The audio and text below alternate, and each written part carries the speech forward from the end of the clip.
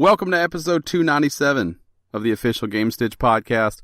I'm Ryan Walton, and as always, I'm joined by Dan Reamer. It is so good to have you back this week. Back from the death of a hard drive. Yes.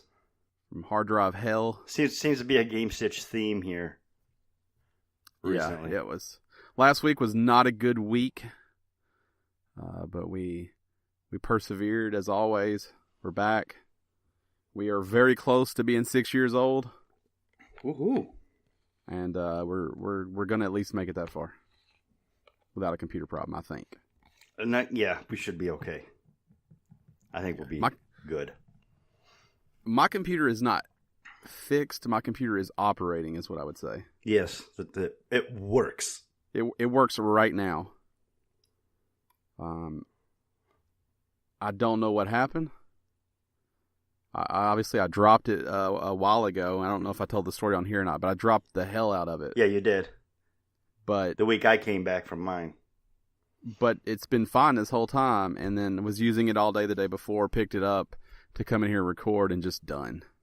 Game over. So, he was making a nice little chirpy bird noise, which indicates that the hard drive apparently is dead. So I changed out the hard drive and everything and reinstalled Windows, got it back up and running, but it's got some other issues, so I don't know. Just go buy a new one. I mean, maybe. I'm going to ride this as long as I can.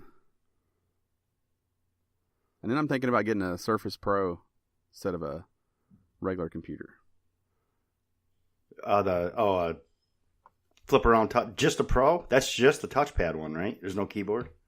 You get the keyboard. Or is it the one that flips? I think Surface is just the tablet. Surface Pro is the one that has it. So there's the Surface Pro laptop, which is actually like a computer. Mm-hmm. It's got that weird like hingy looking thing in the middle that lets it flip around. Mm-hmm. I don't think I want that one. I think I just want like the Surface Pro, which is like the tablet with the keyboard built in. Gotcha. But it's got everything on it, and I'm less likely to drop something that small. Fair enough. That's fair. So, we shall see. I'll ride this one as long as I can. Yeah, that's what I did with mine. My Toshiba was the one that had flipped all the way around. Yeah. What do they call that? Had the touchscreen. It's got a 2-in-1, I guess. Yeah, the 2-in-1 laptop. Mine's a touchscreen, but mine does not flip all the way back around. See, mine did. So if you want to be inconvenienced by touching the screen as it's attached to a keyboard, you can do that. And then I could handle it like a 17-inch laptop or 15-inch laptop. But what I don't understand about those things is when they flip backwards, the keyboard is just exposed underneath it. Yeah. That's a weird thing. It's true. You almost need a swivel and a flip. I don't think they can engineer that. That's a little tough. That involves detaching things. You can't just hinge and swivel. You could swivel as long as you always swivel and then unswivel. You can't keep swiveling. That'll break things for sure. It's always a swivel and an unswivel. That's a lot of hinges. Something's going to go wrong. No, they can do it. No, they can't. They can do it. I have air vents in my home that now open and close themselves based off temperature in that room. They could swivel a laptop. You have air vents that open and close themselves based off temperature? You have smart air vents? Yeah, they regulate each room to ensure that it's the temperature you want it to be. Mm.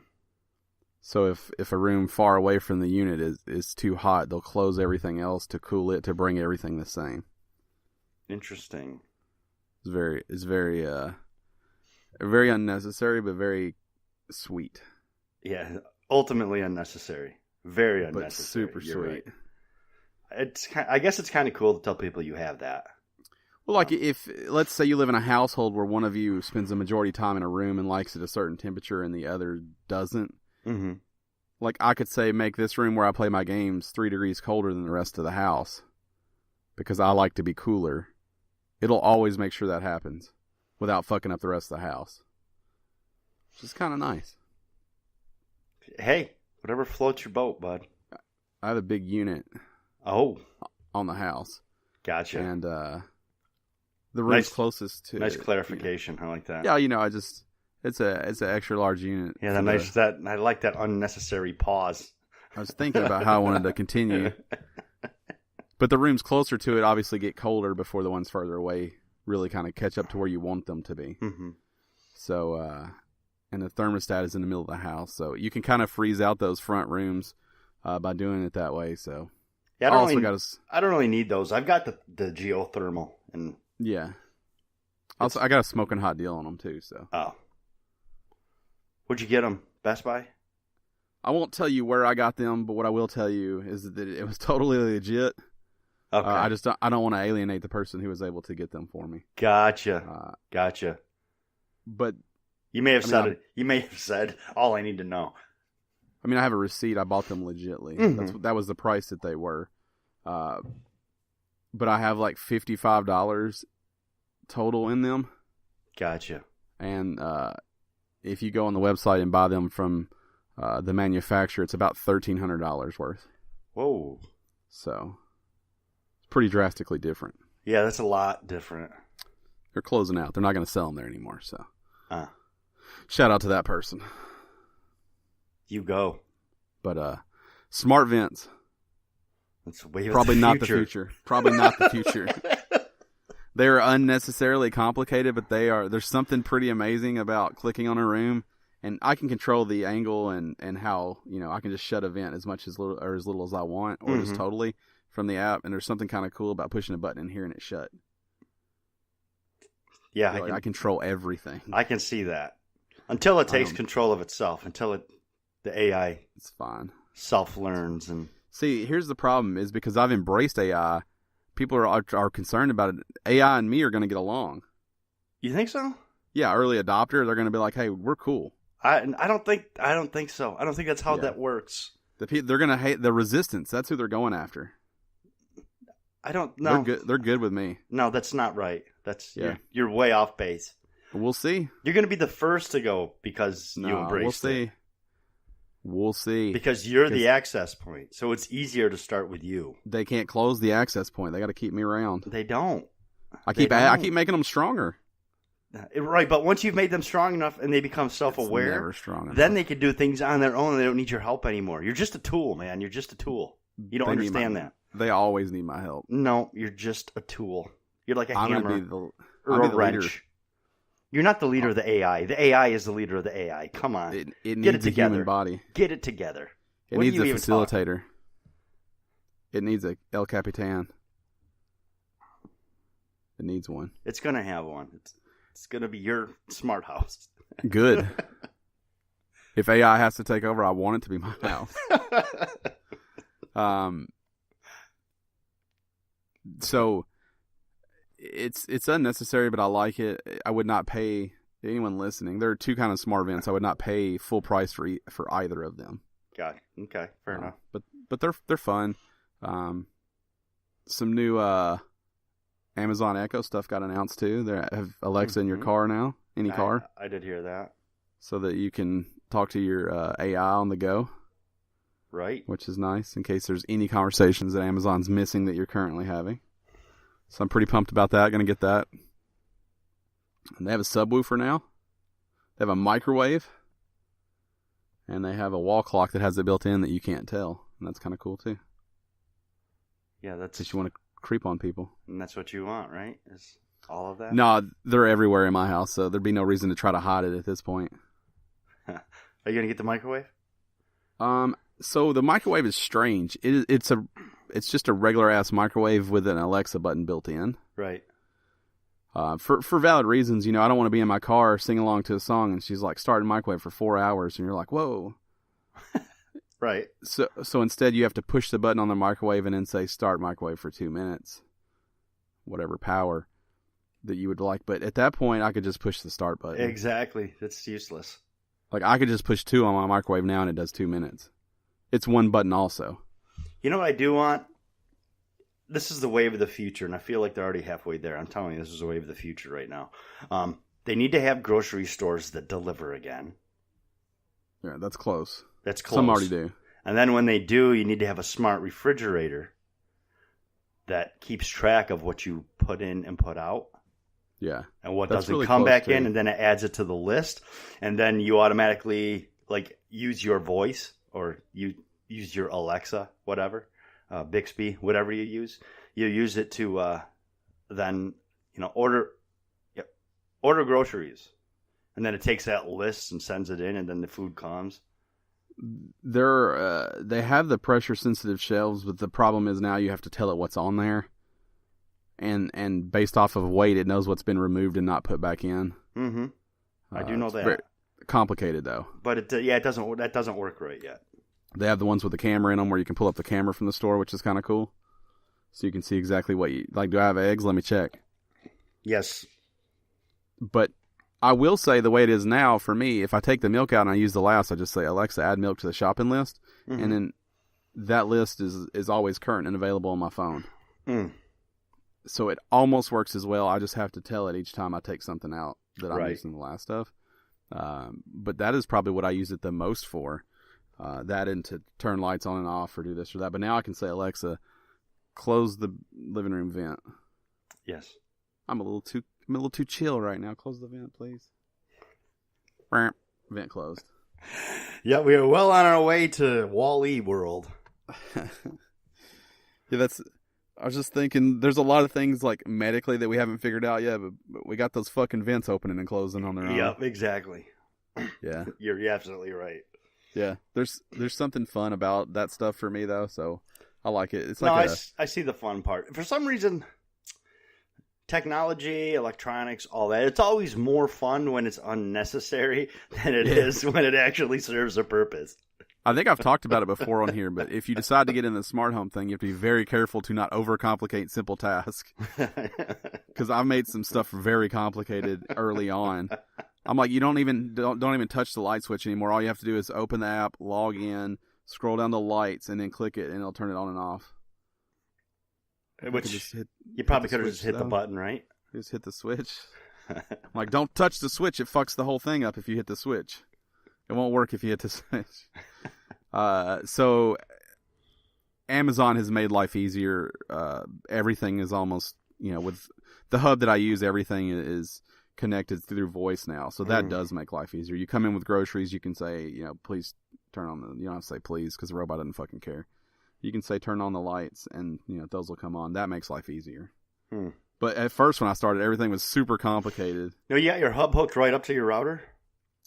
Yes, it plugs in. Okay. There's a lot going on here. Like, I have the Philips Hue hub because those I think are the best lights. It requires its own hub. I have Smart Things, which is the hub I use. That's Samsung. But now all you have to do is buy one of the new Echoes. It has a hub built in. You're done. Huh. Just buy that and start syncing stuff to it, and it's super easy now. It was much more complicated when I started.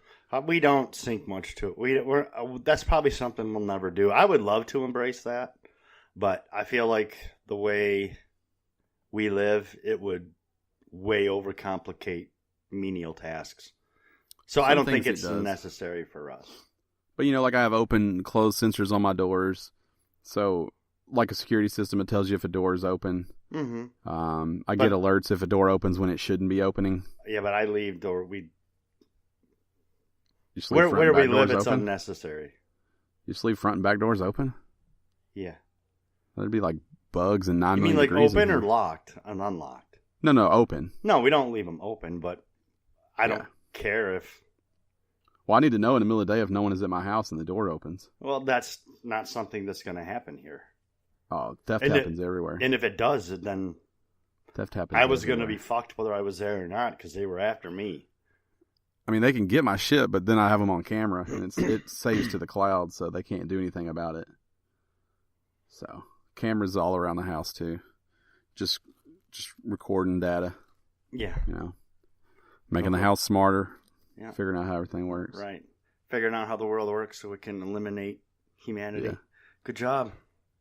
I'm telling you, there are some things convenient. I don't ever need to look for a remote. Just Alexa, turn on the TV. Boom, TV's on. Change channel. Alexa, tell Alice to start vacuuming, and boom, robot vacuum going. Some of that stuff I like. It makes me feel like I run the house in a way that I didn't before I could talk to it. Right. I get that. So. I guess. I just don't think it's not necessary for me. It'd be super. It's not cool necessary for anyone. Just to be clear, it's not just you. It's not necessary for anyone. It's not something I want enough to spend the money on it. I guess it's expensive, but because of the way it works, piecing it together is pretty easy. Oh, I believe that. I started by buying a hub and 2 sensors, and now my vents open and close.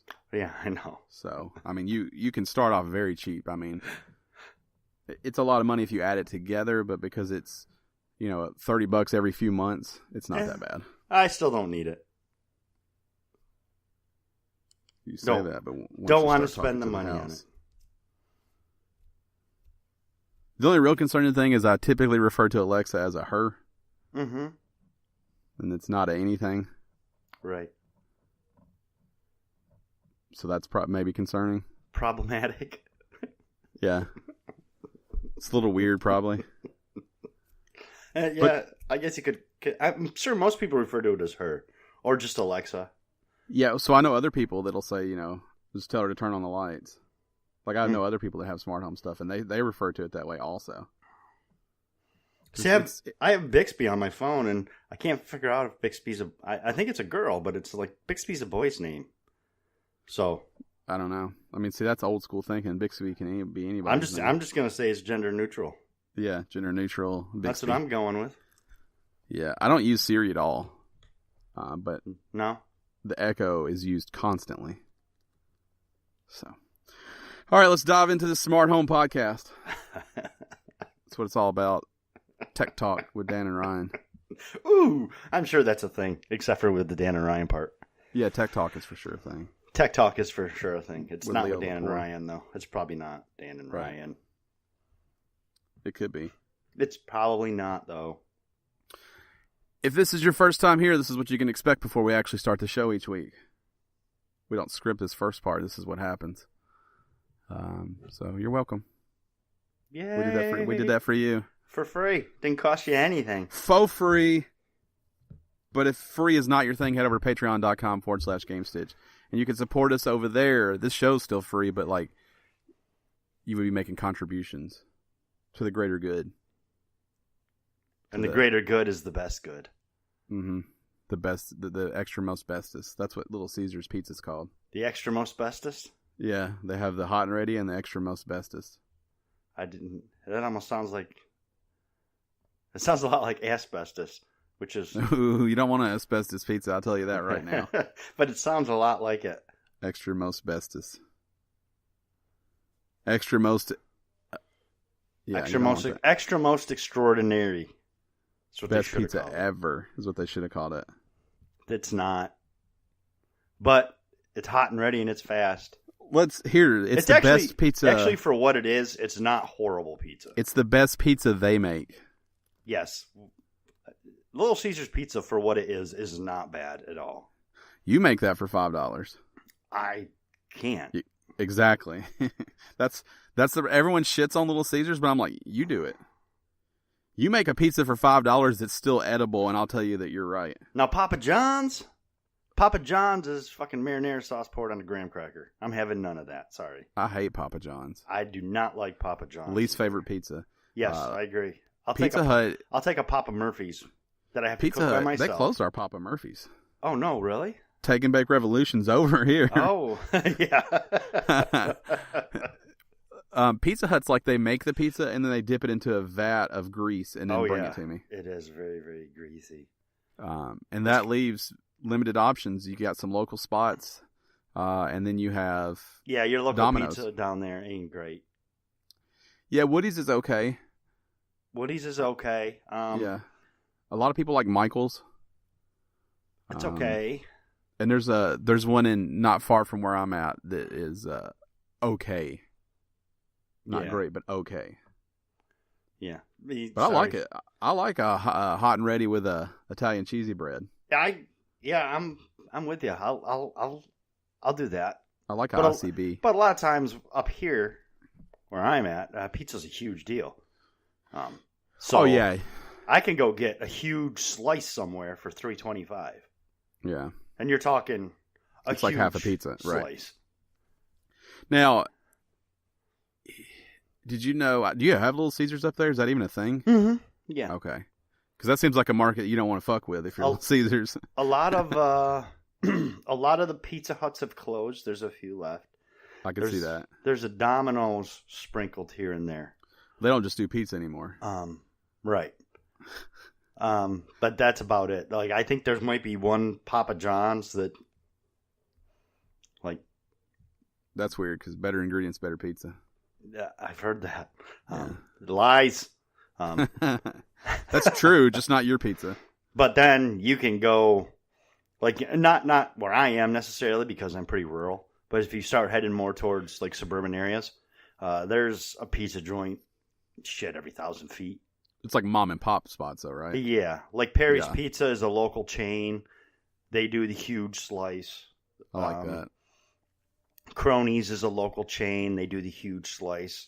Salvatore's, Castanella's. What are some other ones? Is it like here's what I wish we had, a place like that with a giant slice like that, but it's just like pepperoni or cheese, like there's no sit down, you just fucking go in, get your slice and leave. Yeah. Yeah, I wish we had a place like that. They put it in a box for you. Yeah. Or they put it on a plate in a big giant bag. Just get it and get out of here. Yeah, you get it and go. Yeah, you want it warmed up? Nope, room temperature's fine. Okay, here you go. Out. Yeah, I like that. I wish we had a place like that. Yeah, it's super awesome. Because the local places we do have are restaurants. Right. I ain't got time for that. Well, a lot of these places are restaurants too, but you can just go in and get a slice. Those are fine. I just want a place where I can just grab a slice. It's not like Sbarro. Something like that, you know? Oh, I can't believe you even mentioned them. They suck too, by the way. We don't even have one here, but Nashville does, and I always walk by it and I'm like, fuck you. It's in Nashville too. It's like downtown. Like at the there's that one at the corner of Second Street, and it's always full of drunk people just having a slice. I think we went there after Comic-Con, didn't we? I'm like, we got all these great restaurants around us, and you guys want to go to fucking Sbarro? For sure we did. And it was late, and it was shitty, and it was Sbarro. It sure was. It was exactly what it was supposed to be. Patreon.com/Gamestitch. Support us at the $10 tier, and you get a shout-out. You'll see how that works later on. We got a doozy of a shout-out, too, I'll just tell you now. Do we? A little foreshadowing. You don't even know it. Excelente. I don't know it, no. Surprise. Hopefully it's not a commentary on my solo podcast last week. It's just a 4-minute review. Because let me tell you, that sucked. This is a 4-minute review. We have a 4-minute review? No, it's not. No, it's not. Thomas is going to tell you a little life story later on. Oh, okay. It has nothing to do with you. A life lesson or a life story? It's a lesson for sure. It's a lesson? Okay. Yeah. We're going to start with a story that I would say is not surprising, but unexpected. Before we get there, what did you play this week? Oh, Spider-Man and Rocket League. That's it? Yeah, that's it. Also, it's worth noting I didn't play, but I got my Nintendo Online stuff all set up and ready. So I'm good to go there. I'm going to be going on a vacay in October. Yes, you are. On a boat, which means no PS4, so I got to get the Switch in tip-top shape. So I got a new memory card in it, got the online stuff rolling, so I can get some of that NES stuff there and happening. And I think I'll be okay. Sounds good. I think. So I'm liking Spider-Man. I know we chatted about it for just a minute before the podcast. I'm like midway through Act 3, so still a little ways to go on the story. My plan to not do the side stuff is mostly still working, mostly still intact. I keep hearing from everyone how easy the platinum is, so I'm torn. There's some stuff that's going to be tough. So I'm torn on what I want to do as far as that goes. There was 4 that I was concerned with going for the platinum, and I've accomplished 2 of them, but the other 2 I really don't know, so I'm not sure if I'm going to platinum it or not. Yeah. I'm going to come very close. Patman's already got the platinum. That seems right. And he said that once you finish the game and fully upgrade, a lot of those things are much easier. I've only got like one upgrade left. What level are you? 43 or 44. Yeah, so you still got a few levels to go. Yeah, but I don't know. I'm like a 35 or 36 or something. But there's some stuff. It's mostly the challenges. Some of that stuff I just they're not fun for me. So you just have to 2-star those though. Yeah, I know, but there's a couple of them that I'm not going to spoil it, but there's a couple of them that I just don't like doing. Yeah. So far, now I have only done 4 challenges, I think, so far. So far, I've been able to 2-star them. I've only 3-starred one, but I haven't played them back. I haven't 3-starred any of them. Yeah, I did like the second one I did or first one I did or something. I just random luck, I guess. But I was like, this is easy. And the next one I did, I got 2 on, and I was like, I just missed it. And then it's 2 and 2, and I was like, I guess 2's my thing. So I'm sure those get harder as you go. But no, I get 1 on a lot of them. So I'll just have to see where I am when I finish the game, because I think I'm only at like 40% right now as far as trophies go. But I haven't done like any side stuff. Right. Really. So I'm at 61% for my trophies. Yeah. And I'm 82% completion on the game. I'm like 70-something% on the game, but that's all mainline. Right. For the most part. Like I did the Black Cat stuff. I feel okay saying that out loud. Mm-hmm. It's not going to ruin anything for anybody. I did those because they were quick and easy. Yeah, they are. And I guess I've done... That suit's super cool. Yeah, that's the suit I wear. Suit. Yeah, that's the one I wear. I wore the wrestling one for a long time. Did you? It was so goofy though. It made the cutscenes. It took a little something away from them. So I've been rocking that suit. Yeah, I like that. That's like a real like mean looking suit. Yeah, it is. So I got a little bit of a spot. I got one suit that I'm working to unlock now that I really, really want to wear. Yeah. I don't want to spoil it for anybody, but there's some cool ones. I just have the bottom row of suits to unlock. I only have 2 left to unlock. But I haven't, like, I have to uncover them. Like, I haven't seen them. Obviously haven't. There's a lot I haven't unlocked. Yeah, I have 2 that I have to uncover. Yeah. So and the other ones are still locked because I don't have enough of all the different currencies. Yeah, same for me because I haven't done that side stuff. I don't have, like, anything. Right. I did the backpack and the landmarks, and then that was kind of it, so... And I've started doing the crime stuff as I go, as a crime pops up, because I've heard that is the shittiest part if you mainline it to go back and try to do, because you have to just go in that area and wait for it to happen. Yes. So I've started doing those, but it's probably too little too late on some of those. Not necessarily. Because I don't know if I can... I don't think I can tell you why it's shitty for me right now. Yeah, I'll hold off on it. You'll know why it's not good for me to do those now. I should have done those before, most of those. I know why. Okay. I know why. That's already happening in your game? Yes. Okay, yeah, so that sucks. Yeah, because those are actually more that you get added on to those crimes. There's extra crimes that get added on later. Well, but yeah, I'm not going to say more because I'm just not sure. It's a mess. Let's put it that way. It's much harder now than it was before. Mm-hmm. I'm having fun with it. I think it's a strong game. I don't think it's perfect. I think it's fun. I still don't like the combat, and I'm far enough in it to say that I'm probably not ever going to like it. Mm-hmm. At this point, I do appreciate the Web Blossom. It is super overpowered, and I like that. And it's like the first fucking unlock you get. That thing makes life much easier for the people who don't want to do combat. I can drop in like an armed robbery, hit that button, and it's over. I don't ever touch anybody.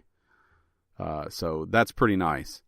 It's the only thing I fuck with as far as that goes. So I love the combat. Yeah. Some people do.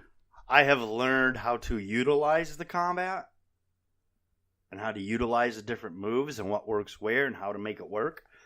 So I actually try to hit the challenges for each of those because I like utilizing the different... And it just looks so cool when you get him flowing the way he's supposed to flow. And it's just awesome. I'm not a huge Spider-Man fan, but it makes me want to go back and like watch the Spider-Man movies again. I'm just like super into Spider-Man right now, just because of the combat. I do love still swinging around. It's just fucking awesome. And I've gotten good enough at it now to where I feel like I'm like Spider-Man. Mm-hmm. Like I could do that in real life if I wanted to.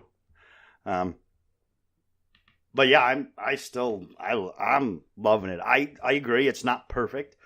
There are some tiny issues I have with it. One thing I do really appreciate because I was just thinking about it one day, that I do really appreciate is you talk about the backpack challenges and how it seems like that's just a collectible thing, but as you go to the different places and he goes to his backpack and changes clothes, you realize how organic it really is. Because that's the way he has to live. He's got to have those things all over the place. Because he never knows where he's going to be. So I agree. There's some minor problems with it. But for the most part, I'm having so much fun with it. Yeah, it's a fun game. I think it's exactly what it should have been. And now that I think everything is finished for it and all of the movement and everything I think they really nailed. I think the next game will obviously be able to come out much faster and will really build upon what they have here. Yeah. I mean, if they pick the ball up with what they have now, I think the second one will be amazing. You see what I did there? I did. I think it'll be spectacular. So. Yeah, there you go. So, Spider-Man's fun. That's really what this story, this whole show is about. Uh-huh. Let's move on to the first story. Kind of like I was saying earlier, not unexpected, but maybe surprising now. I kind of feel like we called this. Telltale is sort of kind of closing down. So they laid off. They had 250 employees. They laid off all but 25. Mm-hmm. There's a lot of stories floating around. There are stories saying that the 25 will continue to work on Walking Dead, the final season. And then there are mostly stories I keep reading that has nothing to do with that. It is a Netflix obligation to a show they have coming on Netflix.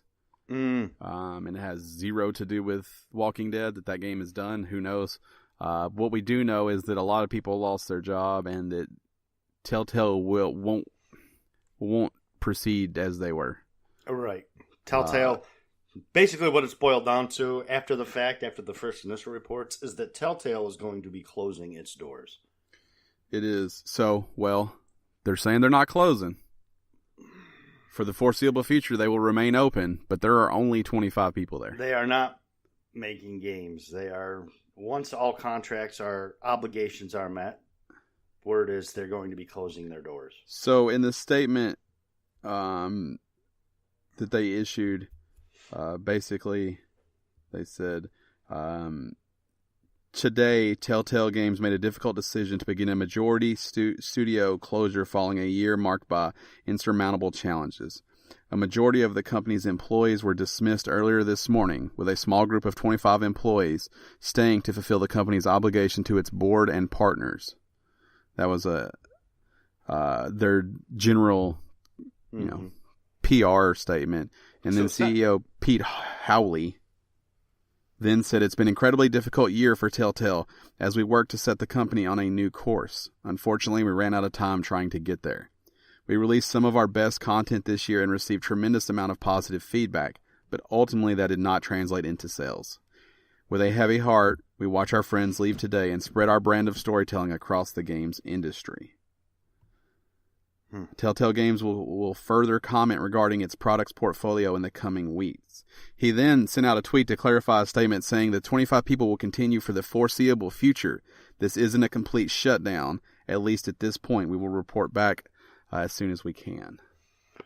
Yeah, word on the street is they are finishing up the last season of Walking Dead, which most everything was done with, and Minecraft story mode episode or season 2 or whatever. Minecraft is the Netflix thing. Okay. The Minecraft story mode is the Netflix thing. So those are apparently things. Also, they were supposed to be, apparently Telltale and we still don't know what's happening with this, but odds are it's not coming. But apparently they had a license with Netflix, along with the Minecraft, to do a Telltale game based on Stranger Things, and it's unlikely that's going to happen now. Yeah. I know everyone is reporting that Wolf Among Us Season 2 is totally fucking scrapped. Yep. And that was obviously in the works. I don't know. It's a sad story, but how many years did we say Telltale can't keep going like that? And here's what it sounds like to me. It almost sounds like Telltale was a one-trick pony, and they couldn't find anything new to do. Well, they were getting out Telltale'd. Right. The storytelling in games has changed so much from when they started. They were the only game in town, really. And things are just different now. Like it's not as easy to do that one thing if you're not going to continue to get better at that one thing. Right. Now, and they did get better, and they did make some minor changes, but overall that engine and that basic concept of what a Telltale game is had to evolve, and it didn't. But you take something like Detroit and Heavy Rain, Life is Strange, or Until Dawn. Mm-hmm. And you sit them next to a Telltale game, who's telling the story better? Right. You know, it is what it is, but you have to continue to grow, and they didn't, and it'll happen to anyone who doesn't. It's not exclusively a mistake that Telltale made. Right. You know, a company I would say that you're seeing it from is why can't I think of their name? The Resogun. Dead Nation, Alien Nation. Twin stick shooter company. Yeah, I can't think of their name for some reason. I'm drawing a blank. I want to say, it starts with a V, doesn't it? I don't think so, but I'll keep talking while I look it up. Or am I thinking something else? Volatile Games or something? Am I thinking something different? Yeah, that's not them. That could be. I'm getting old. I can't think of things anymore. But anyways, I think they're a company that if they don't pivot, they're going to have some real issues. Yeah, Housemarque. Can't keep doing the same thing over and over again.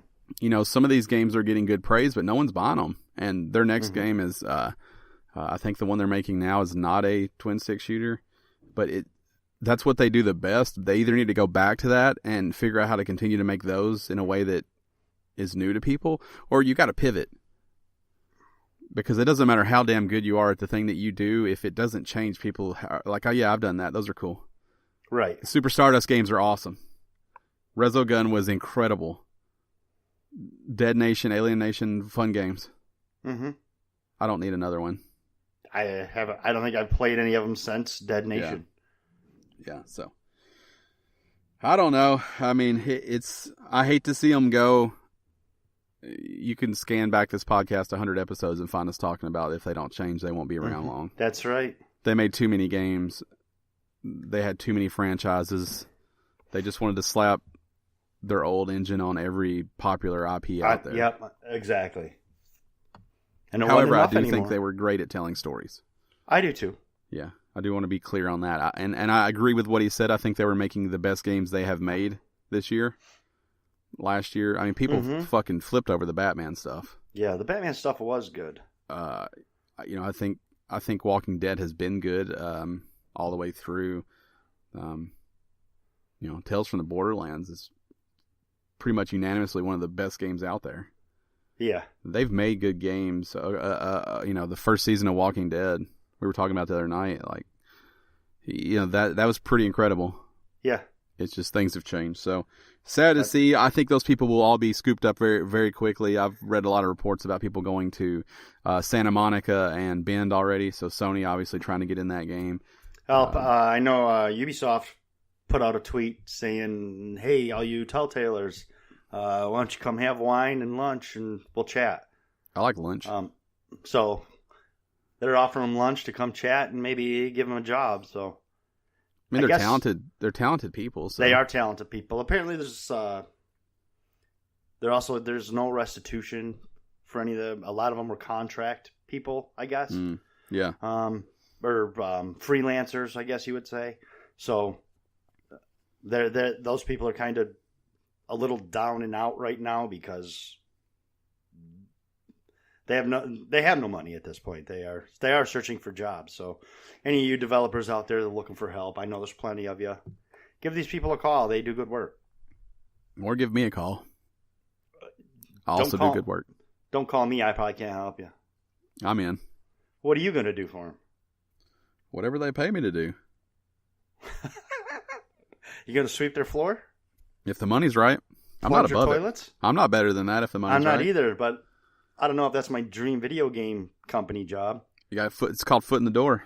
It is foot in the door. You're right. I'll pump a toilet if I got to. Okay. I don't mind pumping. I have to do it at work. You shitting too hard? No, we don't have very good plumbing. Okay.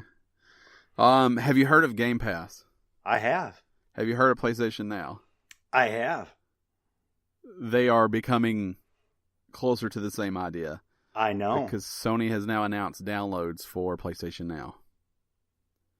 So, yes. Just like Game Pass, you don't have to stream if you don't want to. So you can't stream on Game Pass. Now you have the option for PS2 games and PS4 games that are on PS Now.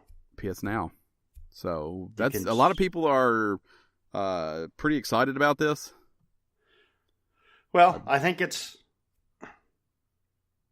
a better idea than just streaming. The streaming I've tried PS Now, and this streaming never worked for me. I was always a step behind. And not cool. That does not work in video games. So I will say they have more titles up. They've been doing it longer, but they have 500 titles up. They do. And as of right now, through the 25th of September, which is, what's Monday? The 24th. Yeah. So you got one day if you're listening to this when we come out. But if you sign up then, it's $99 for a year, making it cheaper. So I'm considering it for $100. There's a lot of games up there. There is, but I'll get into. I'll talk more about it because it's kind of the same concept that I have with another story. You know, if they were to get new PS4 games, I think that would seal it. If they were, but I can't spend now based on the fact that I can play Siphon Filter. That's PS2 days. It's a good game. I know it's a good game, but they need to elaborate on that. Like Days Gone is a prime example of a game I'd like to play and not pay for. Yeah, no, I agree. So, like, get that shit on there. Then we can talk. Yeah. And here's the thing: is Sony's kind of in a worse position for this than Microsoft, because Microsoft isn't putting out very many first-party titles at all. Yeah, the ones they do aren't selling. Like, Sony's not having any problem selling their stuff. Right. So why put that stuff up free on PS Now? Right. You know, that's kind of the difference there is. Essentially, PS Now is simply for backwards compatibility on most things for Sony. You can also get it 3 months for $30 under the same deal, again, through the 25th. So I don't actually know what the normal pricing is. It $20 a month? I think $14.99 maybe. $14.99 a month. Yeah. The next story, which was originally the first story when I pulled the news, which is why it looks different, only to Dan, but I had to add those last two stories because we're working a fluid environment, you know. We do. It's constantly changing. We want to get you the most up to date news. The only constant is change. And us. And us. PlayStation has announced the PlayStation Classic Mini, which will feature 20 PS1 games, and no matter how you feel about this thing, it's pretty fucking sweet looking. It does look cool. I think it's a little expensive. It's $99, if you're wondering. The best thing that Sony did, and I included it in our show notes here, is the picture next to the other one. Yeah. I'm like, I kind of want to hold that. Like, it looks perfect. It looks like a Sony PlayStation, yes. Yeah, it looks perfect. Here's the problem I have with it. It's $99. Mm-hmm. And you may feel differently about this. But I feel like, you know, you got the NES Mini. You got the SNES Mini. Those are sprite-based games, pixel-based games, 18, 16-bit games. Those are cute, and those are nostalgic. We see it in indie games now. that are coming out that look like 8-bit and 16-bit games because of the nostalgia factor. I don't know if that nostalgia is there for shitty 3D, which is what you're going to get with the PS1. Is that crap? It's maybe in a few years. I don't know about right now. Yeah, I mean, I've talked about that with this thing. I mean, it's not going to look as good as we were in a group text, and that's what I said. It doesn't hold up, but these games still hold a special place in my heart. Mm-hmm. And as somebody who has the NES and SNES, to me, it's a compliment. Yeah, I'm gonna complete the collection by having these on the shelf. They're great for if you want to just play. If you wanted to play one of these games, there's no better way to do it. And I mean that. I mean, I don't know. I think a lot of them are available on PS now, aren't they? Some of them are, but there's still no better way to play it than on as intended, the right controller, everything. A lot of people upset that they don't have the analog sticks on the controllers. They didn't have the analog sticks on the PS1. So the later PS1 stuff did. Yeah. No rumble, but it had the, or maybe it didn't even have the rumble. It did have they had the analog sticks later though, in the PS1's life cycle. Yeah, because they made the change when that they won't the get the 64 came out. They say the Ape Escape won't happen because you need the analog sticks. Right. But it does come with 2 controllers. It's $99. It will release on December 3rd. Now, they only showed off 5 titles. Final Fantasy VII, Jumping Flash, Ridge Racer Type 4, Tekken 3, and Wild Arms. Now, I've heard some crazy shit. I've heard they only announced 5 because they don't know what the others are. It's coming out on December 3rd. Yeah, that's ridiculous. I've heard people say they're working out licensing still. No, they're not. They know what games are on this already. They did this so that you don't forget by December 3rd because they're going to periodically announce 5 more. Well, I'll tell you, there's a few games that I think that have to be on there to make it relevant. You've got to have Resident Evil. Yeah, I see. I think that's one of them. I mean, I think Metal Gear is the biggest. Metal Gear. You got to have Metal Gear. Yeah, I think you have to have Metal Gear, but I don't think that's a problem. I think Konami will be fine with that. You need Castlevania, Symphony of the Night. Yeah, I agree with that too. That may be a harder get. You're right. Maybe Resident Evil 2 to go with Resident Evil 1. I think they'll only put 1 Resident Evil on there. You think it'll just be the first one? Yeah, probably. Yeah, I'm trying to think. There might be a few. Ridge Racer was one, but that they announced that. Ridge Racer and Tekken, those are both smart. Jumping Flash, I think, is smarter than people give it credit for because I'm pretty sure that was a launch title and more people played that than maybe ever talk about. Right. Like, I still own that game. It came in one of the big, tall cases, but not even a jewel, like a tall jewel case. It came in the hard black plastic case. The hard black plastic one, yeah. Yeah, with the ridges that ran down the side, which is one of the best cases ever made. Like Battle Arena Toshinden. Yeah, the game's fun too. I mean, I have all these games. I'm pretty sure I'll have everything they put on there, but I have no problem with them getting in the game. I don't have a problem with the $100. I mean, the SNES was like $80. It comes with 2 controllers. I mean, I don't have a problem with it. It looks fucking spot on. Because I'm still debating. I haven't decided. I don't think you're going to see the same drought for this as you did with I certainly the Nintendos. think that Sony is better at manufacturing than Nintendo. They may not make Nintendo makes a product you could run over and it still works, and I don't think that Sony does that, but I do think that Sony is better at getting a product out. Mm-hmm. But I don't know. I think they failed pretty miserably with the VR. It was very unavailable for a long time. Yeah, that's true. Who knows? If they're smart, maybe they just create a drought. Yeah, maybe. But I pre-ordered one because I don't want to mess with it. If I decide that I have to have one, I didn't want to have to panic. And if I decide I don't want it, which is unlikely, I'll just sell it. Yeah. Right before Christmas, I won't have any problem getting my money back and probably then some. I haven't decided yet. I don't know. In other tiny consoles that you don't need, related news, Sega has announced that its Sega Genesis Mini, which is actually being made by Sega instead of At Games, who makes all those other shitty Genesis ones. Right. Is delayed to 2019. They're probably like Sony showed theirs and they were like, well, okay, we'll try next year. Over. They'll try next year, and then I don't know, Nintendo will hit them with Nintendo hit them with that 64 mini, and they'll be like, we'll try Holiday next year. We'll find a time frame where there's not another tiny console coming A out. 64 mini will be badass. It's happening. If they can pull it off. It's happening. If they can pull it off. That'd be a tough one. Spider-Man has broken a PS4 sales record. Yes, So it has. Turns out that a lot of people bought it. In fact, Sony reports that 3.3 million copies of Marvel's Spider-Man were sold within the first 3 days of release, setting a new sales record and edging out the previous record of 3.1 million for the first 3 days, which was set earlier this year by a little game called God of War. Pre-orders were record-setting as well, at 1 million copies pre-ordered.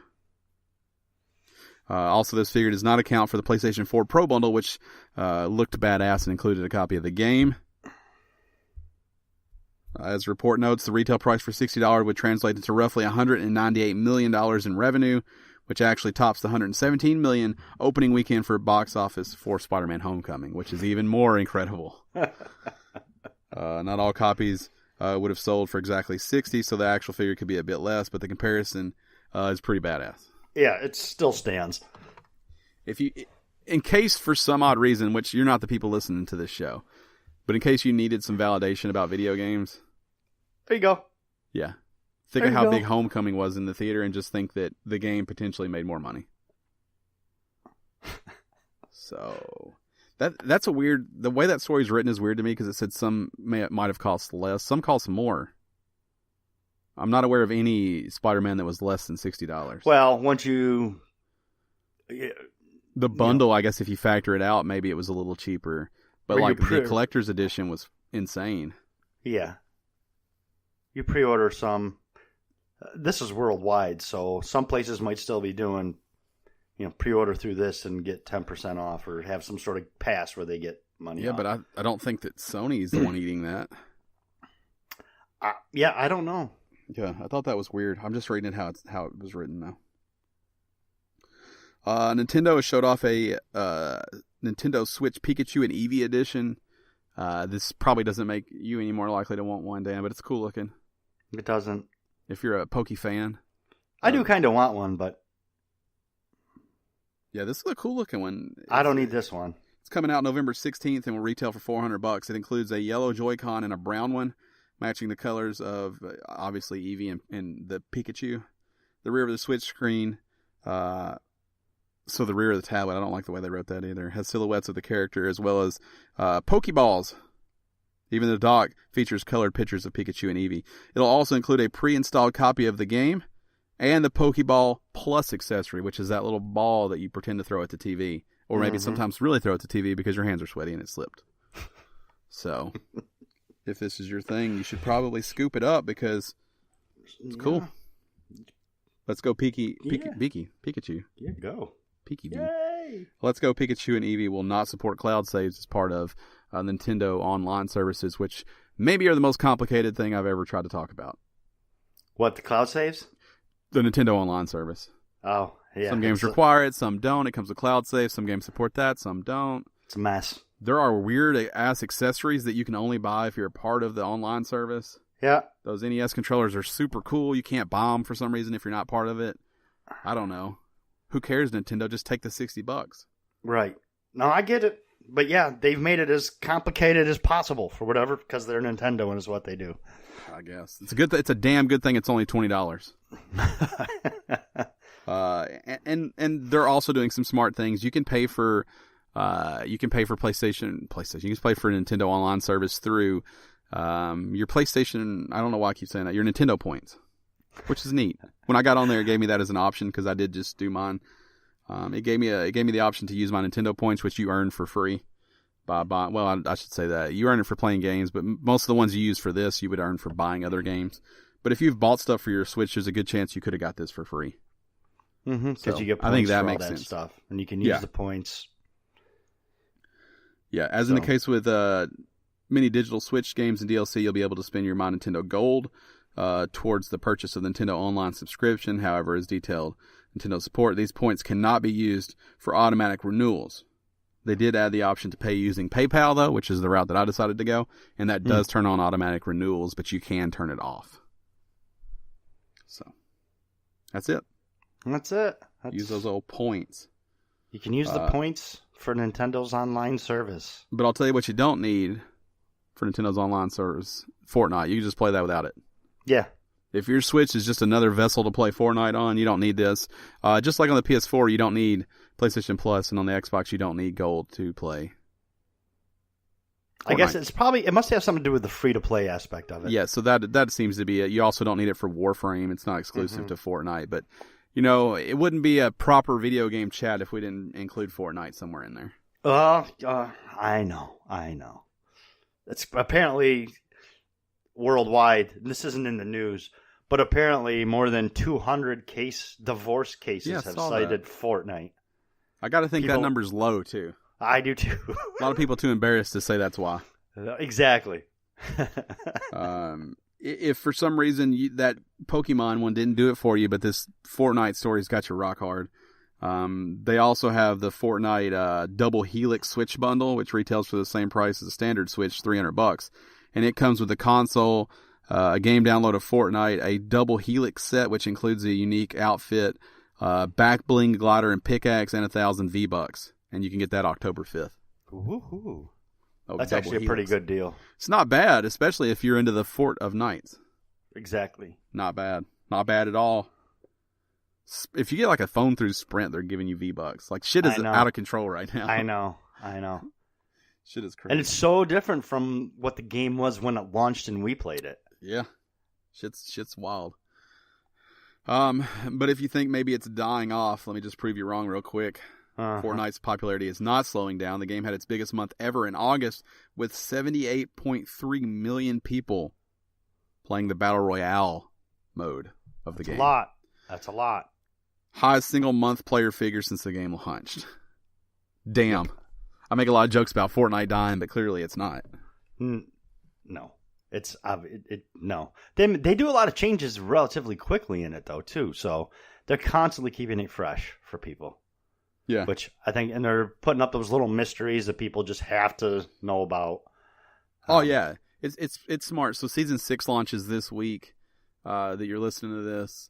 But they did, there's a giant purple cube in the middle of Loot Lake. It melted, make the whole lake. Like, they don't just add a new map. They change the map that exists already. It's just smart the way they do it. I think.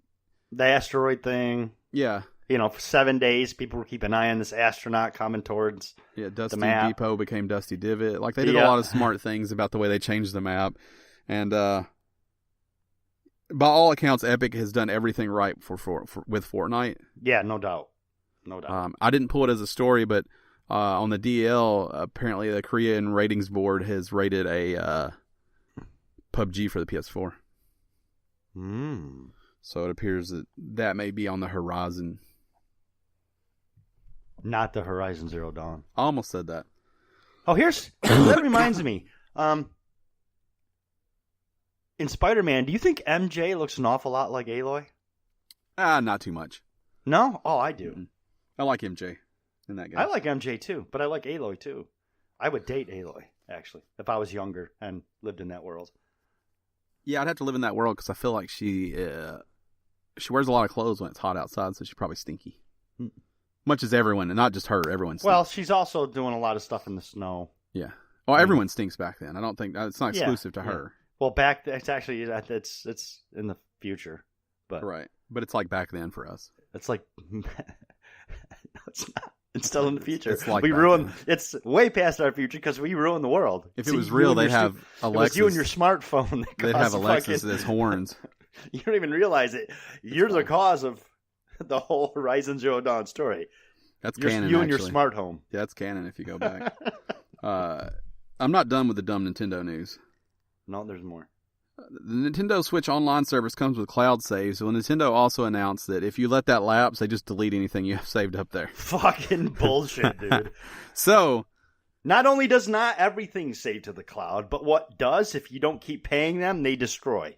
Yeah, they're not going to hold that. According to the FAQ page on Nintendo's website, save data stored with the Save Data Cloud cannot be kept outside of the duration of your Nintendo Switch membership. Nintendo adds that if you keep your save data locally on your Switch console, however, you can use it again if you purchase another membership. So if you don't auto-renew and you let it lapse for a month, any saves you have in the cloud disappear. Mm-hmm. They don't come back just because you re-upped. They're gone. Once you don't have the service, it's gone. That's correct. Bullshit. Fuck you, Nintendo. 2 steps up, 3 steps back, all the time. That's what Nintendo does. The FAQ page details further clarifications for the online service that relate to Nintendo's online Switch online membership. If you're playing an online party with a group who's using voice chat, you won't be automatically added to the voice chat group. You'll be asked beforehand whether or not you want to participate in the group's voice chat when you first join the party. Also, you'll need online membership for your family Switch consoles provided for all the consoles and linked across the same account, which is super also confusing. A lot of words right there. Basically, it feels like the first time Nintendo's had an online service, and if you can think all the way back to when everyone else started theirs, they were all a little weird too. Yeah. They got to figure it out. They probably won't. Nintendo started a little behind the ball on...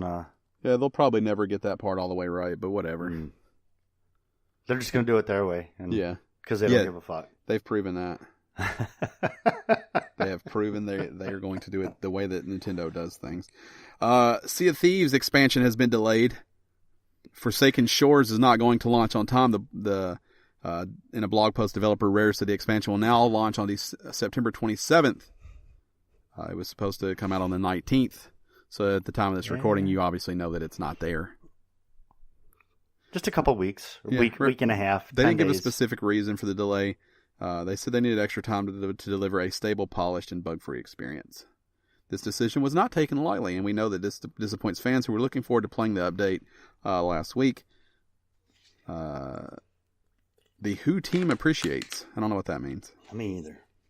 Anyways, Forsaken Shore adds what players have been asking for, more stuff to do. It introduces a new volcanic region that players can explore and complete challenges. So, got to get back into Sea of Thieves. Are you okay? Sea of Thieves. Sea of Thieves. No, that's what happened when I tried to say it. Sea of Thieves. Sea of Thieves. Brutal Legend. Yeah. Is coming to backwards compatibility, and it features all of the original songs. This got me going a little bit. I'm not gonna lie to you. You go back to it? Maybe. I've got it still. Just pop that old disc in and get rolling. There you go. Double Fine's Brutal Legends, the studio's best-selling game ever, is on backwards compatibility as of now. And because the game was... I mean, that game relied on the soundtrack. Oh, yeah. It was... Without the whole point of it was that music.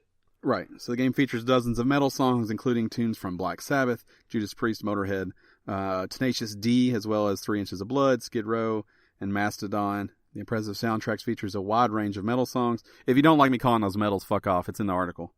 The music is so deeply woven into overall Brutal Legend experience, so it's great to know that the original songs are there for the Xbox One version. That's a good game. I'm going to have to go back to that. Real good game. The stage battles can go to hell, but... Yeah, I don't like the stage battles. The rest of it's awesome. Whew, so good. A lot of people think it's weird were not done well. That EA and Double Fine never followed it up with a sequel. Brutal Legend 2 was canceled back in 2010. Since then, Double Fine boss Tim Schafer has time and time again talked about wanting to return to the franchise someday, possibly, even with Jack Black. I don't know that it did that well. It was an awesome game, but I don't know that it did well. Their best-selling game. Yeah, I know it's their best-selling game, but... Maybe their most expensive game, though, that they ever made. Right. I'm pretty sure it was. I mean, before that was what, Psychonauts? Yeah. Woo, I just punched the microphone. Did you get any of that on there your side? A little bit. I'm going to leave that in there for everybody. Okay. Now you know what it sounds like. Well, you better. Otherwise, just punch a microphone won't make a whole lot of sense. Or maybe that's a better way to do it. I'm going to leave it in. I want you to hear what a mic punch sounds like. You ever heard of Red Dead Redemption 2?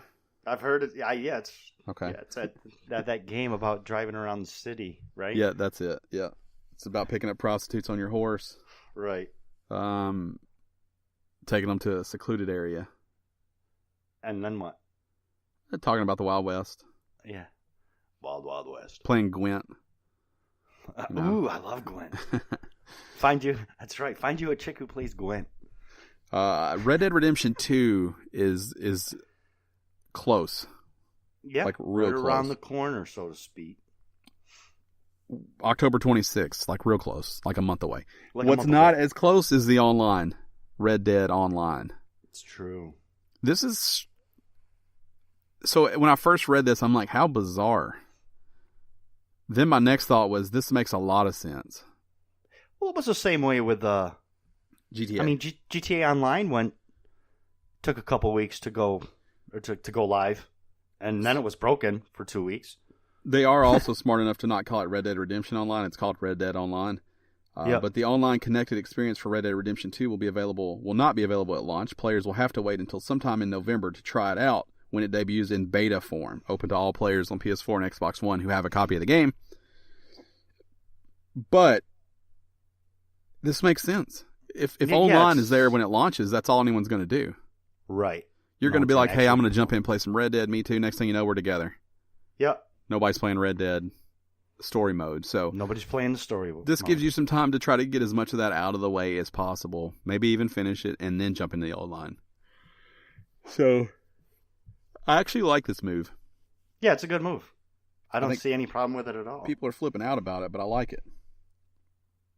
Well, it also, by going into beta like that, it allows, by calling it a beta, which is probably what they should have done with GTA Online, instead of going, hey, yeah, you can play it now, it's free, and it was broke, this will allow people to play it and work out any problems that it might have at the same time. It's a good move by Rockstar. Yeah. They also have a thing right now where you can get the axe or tomahawk or whatever it is from Red Dead. You can get it in GTA Online. Yes, they are running that special. That's going to do it for the news. You think that RDO is going to take away from GTA Online? For a bit. I don't know how you stop. I don't know how you stop GTA. You know, they're different experiences. People have so much time and money invested in it. I think it'll pull people away for a bit, but I think they'll go back to GTA, and ultimately I think GTA Online will have a longer lifespan than Red Dead Online. But I will say that I am very jazzed up about Red Dead Online. Yeah.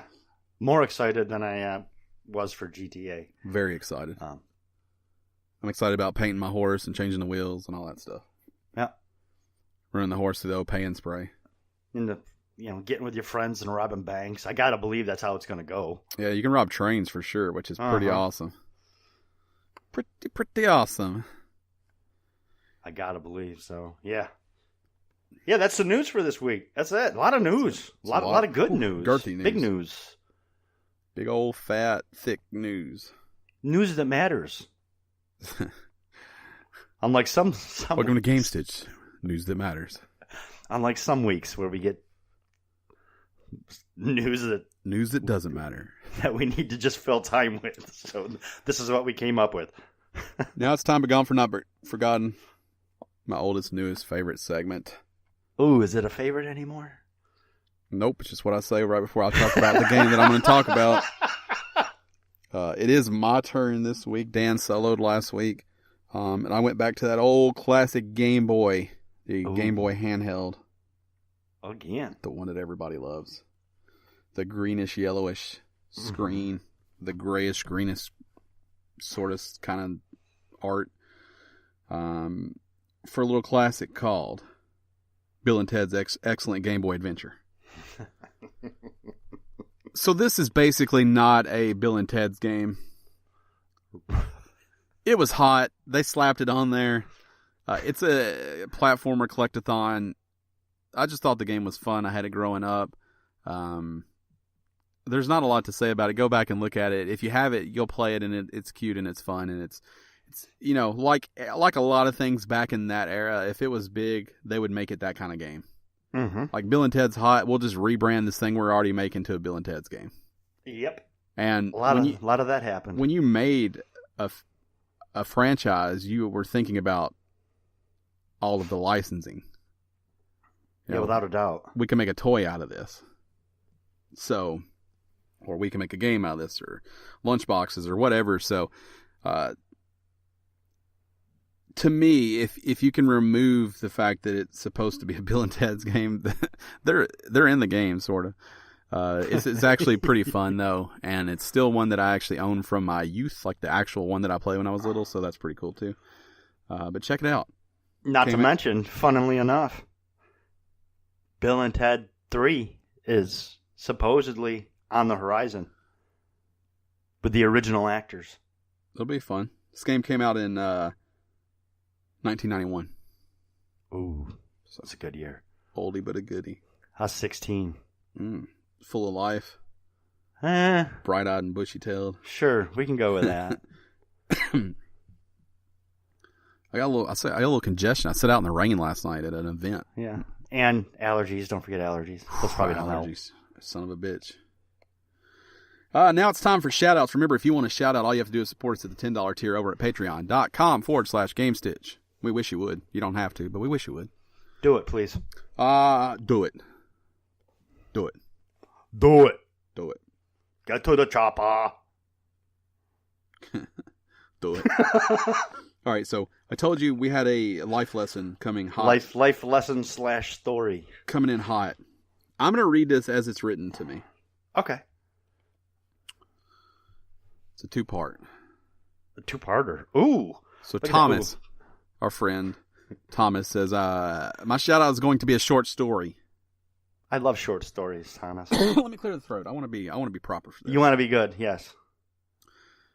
So me and my night shift partner got hustled. Oh. Bad.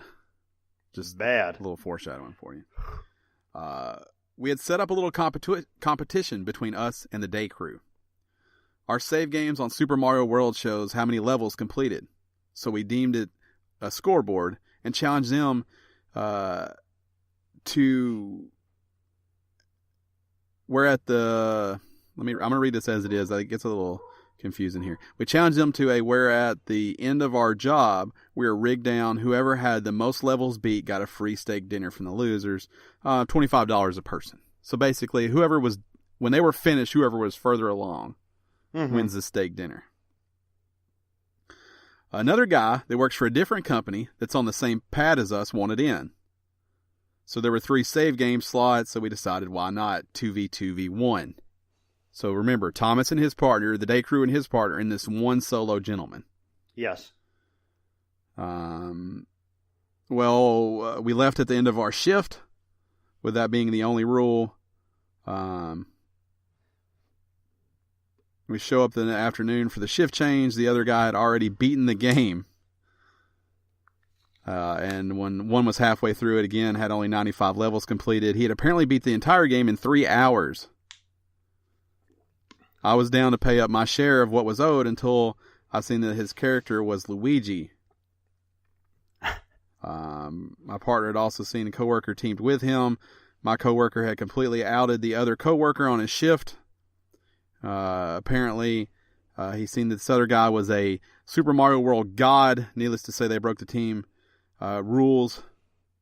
So we got out free, but they wanted to redo it and start over. But me and my partner immediately said, fuck that. So basically, this guy who was going to play solo teamed up with this Super Mario World god to destroy this game. Now, the Super Mario god was a co-worker as well? Or... he was there. I don't know. He doesn't go into it. The moral of the story is he says, be careful who you bet with. But I think I'm gonna give this guy a pass. Not the guy. I'm gonna give Thomas and his partner a pass. They weren't hustled. They were cheated. Yeah, that's different. I agree. Yep. Yeah. That dude cheated. That wasn't a hustle. Yeah, that dude. That's cheated. Not like, oh, I'm really good at pool, but it's I'm going to pretend to suck at it. It's funny knowing that you're like jazzed up about how far you went, and you can't wait to come in and see how far they went, and you come in and you're like, oh shit. Okay. Like I do think it's funny. I think it's a great story, but that guy's a cheater. Yeah, he cheated. A dirty, filthy cheater, and I love him if he listens to the show. Welcome, but you're a cheater, sir. Yes, you are a cheater. It doesn't change. We want you to enjoy the show, but you cheated. You cheated. You cheated. I think you had to know you weren't going to get the steak dinner, but I think you were proving a point, and I do like your will to win. That you probably got on Craigslist, search for a Super Mario World God posting in search of classifieds, whatever, misconnections. I don't think they even do classifieds anymore. Yeah, they don't, because people were selling the sex. Yeah. But it's just it is a good lesson to remember that when there's money on the table, people will do silly things, even cheat at a 20-year-old game. Ryan calls them shitty things or silly things. I would call them shitty things. If they paid up, yes, but I think everyone realized that there were shenanigans. See, what it should have happened is that dude should have won. Once he got called out for cheating, he should have paid for everybody to get their steak dinner. Yeah, I don't disagree with that, but also now we can't do any contest at work because you can't be trusted. Fucked it all up. Can't be trusted. Thomas also sent me a picture of his setup. It's pretty sweet. If you got to work, that's the way to do it. Oh, yeah. I haven't seen it, but it's pretty good. I can imagine. Pretty good. That's this week's shout outs. Like I said, patreon.com/Gamestitch supports at the $10 tier, and you can shout out your heart's content. Even read a short story. A little short story and a life lesson. I got real congested through that. I also got a little mixed up on my words. I want to apologize to Thomas because he wrote a nice little short story. I didn't do it justice. But the point is... Thomas, your story was amazing. It's Ryan that fucked it up. I've messed up a lot of stuff this episode. Keep saying Nintendo or PlayStation when I mean Nintendo. You did do that. I said Thieves when I didn't mean to. The Thieves, yes. So I don't know what's going on. It's a thing. It's cool. Yeah. I don't know. If we listened through to me last week, there's no telling what I fucked up on. I'm out of practice. I mean, I've been off for a week. Well, I got super practice last week, and I don't ever want to do that again. And listeners, I'm sure that it sucked for you, and I apologize. Don't apologize. I had to do what had to be done. Don't apologize. Be glad you still got an episode. I stepped. What's that? I said, don't apologize. Be glad that the episode still happened. I'm glad the episode happened. I know that it was probably horrible to listen to. Well, that's not fair. I mean, you worked with what you had. You had no heads up. You had no... I did. That doesn't mean it was good. Whatever. I'm saying it was fine. It was fine. I have no problem with it. You listened to the whole thing? I did not listen to it. Right. So what the fuck? That's going to do it for this episode. Be sure to follow us on social media. I am at Podcast Ryan. Dan is at Shirtless Dan. Together we are at Game_Stitch. Check us out on YouTube. We do the streams. Maybe you've heard of it. YouTube.com/Gamestitch. Sometimes Twitch.tv/Gamestitch. Look for us on there. I'll have a stream of something before too much longer. I know it's been a bit. I'll get something out there for everybody, though. I am getting one up by the end of the month. Yeah. I won't get one out probably that quick, but I'll get one out for everybody. I know. I have one. I've said it's coming. And I've got to follow through with it. And you're going to love it. I promise. I'll get you one early October, though. I just got to get myself pulled away from Spider-Man. Yeah. I'm super into Spider-Man. It's true. You're always on Spider-Man. The RLCS is back on. I've been watching some of that, so I'm back in esports mode. Yeah, fuck Rocket League. It's pretty good. It's pretty fun. They're about to make hoops and snow day and drop shot and stuff competitive now too. Yeah, only competitive, not casual anymore. I think it'll still have casual. No. Oh, really? They're coming out of the casual list. That's fine. I don't have a problem with that. Competitive Rumble? Yeah. That's another fun way to get your rank up. Neat. Like, you always play casual, so like now you can actually get the season rewards. Yeah, I guess. Through playing Rumble, I don't know. Which is kind of fun. I guess it depends on how many points I score and if they give me credit for shots on goal or not. Yeah. I've been playing a lot of hoops lately.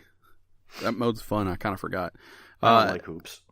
Anyways, thank you for listening. Whether that was last week or a month ago or whatever, if you listen every week. We appreciate you, and we know that you take time out of your day to listen to this, to put this in your ears, and we never forget that. So thanks for sticking with us even through the technical difficulties. Which we seem to have a lot of lately. Sometimes we do. Lately. It's been pretty tough lately. That's going to do it for us. Until next week, good night. Good night. Try a different sign-off right then. Until next week. Good night.